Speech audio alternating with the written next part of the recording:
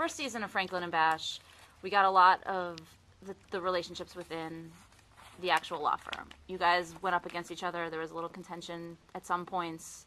There was a little flirtation with Garcella's character. Malcolm McDowell almost went to jail. What does season 2 look like for these guys? I mean, is it a little bit smoother sailing? No. No, actually it's not. Early on, they become equity partners in the firm, and that creates a whole lot of responsibility that they haven't had to deal with in the past. Come on. That was a Ford shovel. You're doing great. Past you. You're doing Go amazing. ahead. No, they become equity partners. I know. It's called a recap. Okay. Right? They become equity partners, and the battle throughout the season is how do you now make rain, sign these giant corporate clients when at the same time these are the guys you're used to fighting against? How do you embrace them and defend them when you've been fighting them your entire careers as Franklin and Bash in their out of the house law firm? Has there been contention between the two characters? A little bit. Yeah. A little bit. Yeah. There seems to be this sort of undertones that we've had for the last 2 seasons now, where Bash sort of wants to mature a little bit faster and more rapidly than Franklin.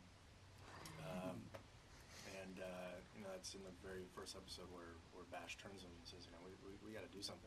We're at that age now where we can now make this leap into making more money, having more stability, more responsibility.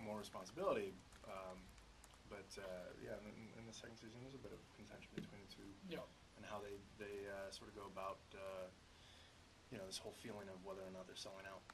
And also towards the end of the season, what you have is, because we're equity partners, if we screw up or if we fuck up in court, it's not just us getting thrown in jail for contempt for the night. It reflects on the entire firm and puts the entire firm in jeopardy. So, kind of our own little internal affairs comes in from New York and kind of investigates some of our screwball antics. So kind of just as fun, if not more plentiful.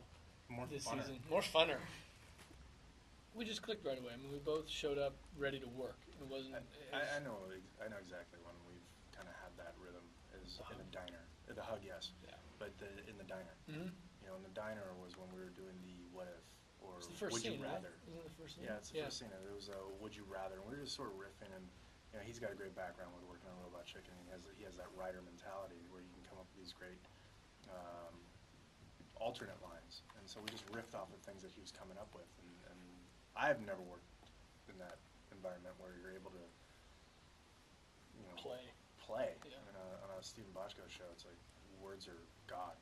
So he'll punch it right in the face. He'll punch you in the face. Right in the face. And he'll have somebody punch you in the face. Yeah. But it was a different environment, and the writers give us a great blueprint to work off of, and we generally stay within that frame, and we say the lines. But every once in a while, when you're given such great writing, you can kind of work off of it, and it's easy to work off of. Probably right now, one of my favorite scenes of something that you do is in the very first episode of this year. We can't give too much away, but there's a scene where he's in a water tank. Yeah. And in court. You just do one thing that was not scripted, but you just do one thing with the hand, and it seems to that sort of launches our show. Yeah. It's a good literally season the first scene of our second season. Of the new season. Yeah. Martin Mull is the judge just for that one scene. Yeah. And that's how we premiere the show. And it's just a moment, and then you realize that these guys are back on. Well, we have so many moments, and I was about to say we have a lot of fun. We watch the DVDs. When we do it in looping, or we watch the DVDs. There's little things about the friendship, and it's almost like Easter egg, like DVD Easter egg stuff. Like any scene where Mark Paul or I goes to the other, come on, like that, just that. It's the other one, no matter what, it's not in the script. We'll just go. And just mad that the other's touching me. And it was just something that happened. We didn't even, it's not something that we're conscious of. No, we weren't conscious of it. I think Mark Paul was the first one to do it, where I was like, hey, come on. And he just hit me. I was like, fuck you, come on. We're supposed to judges here. But it's those little moments we find in our friendship, that the character's friendship, that feels organic to us. And that's the type of stuff that doesn't feel like it's written. It doesn't feel like you're laying pipe, like it's exposition. It just feels organic. I think those are And it's Genuinely truly favorite organic moments. because Yeah. after the first season, we really thought that we needed to sit down and watch all 10 episodes again to kind of recreate Yeah. some of the little Just the chemistry and those chemistry little that beats. him and I have. But We didn't have after time. watching the second, we didn't have time. But after Yeah. watching the second season, it's just all there. It's evolved.